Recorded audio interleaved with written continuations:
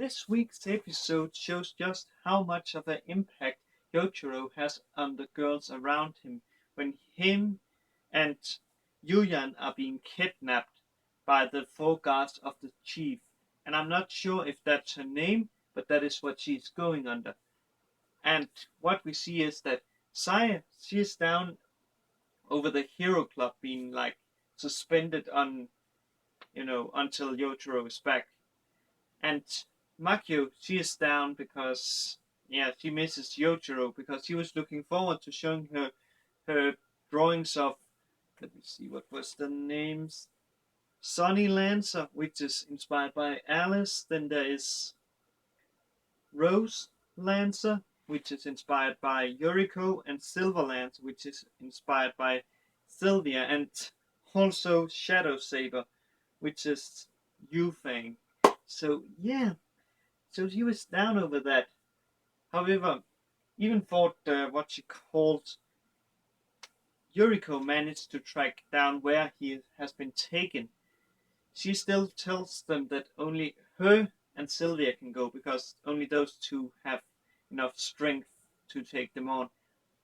And Alice is being put there to basically ensure that the other girls isn't going. However, let's say like this, Makio, she basically breaks down in tears so much that even for Alice, she has been, sent to guard them together with Shiro Hime.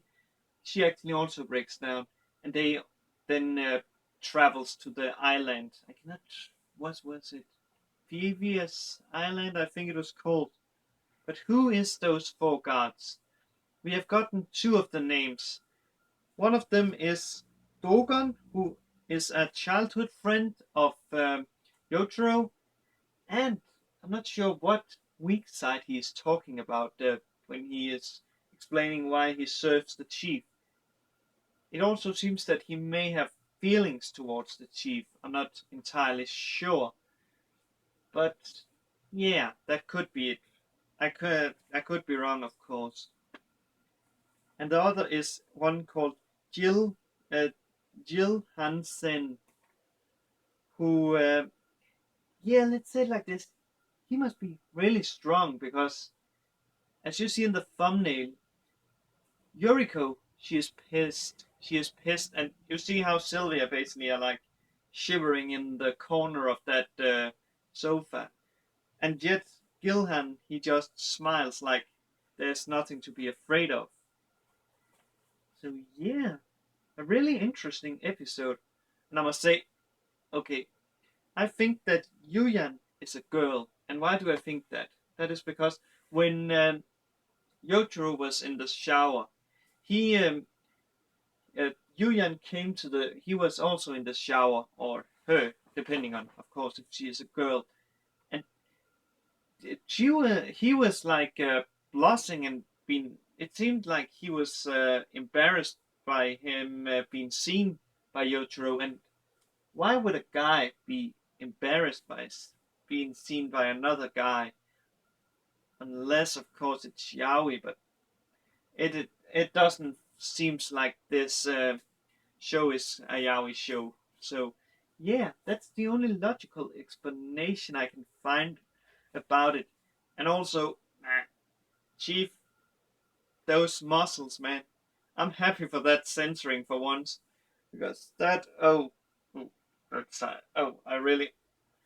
I'm pretty sure on the Blu-rays and DVDs it will not be censored, and I'm not gonna look at that because that was scary stuff, man. Seeing like a huge girl, I would put her to 2 meters and 30. No, yeah, 30. Yes, that sounds correct. And then she basically has like a six pack that is, oh my god. And we see her like lifting rocks like it's nothing. So she is pretty strong. However, at the end, we see that Yuyan, he has fallen ill. So I will guess that we most likely get the answer if he is a girl in the next episode of The Land's No Masquerade. And I must say, I'm intrigued because now this could change the ball game entirely. and also add a new girl to the mix. I would, however, also say that I would really love the two girls in the four guards to join Yotaro's harem, because after all, he only lost using a normal lance and not his father's lance, so he may be able to defeat them in combat if he's using his father's lance. Also, why is the chief so interested in Yotaro and wanted to make him hers? That is also a question we need to have answered. But when that is said and done, have a good day, good night, wherever you are, and I'll see you later, guys. Cheers.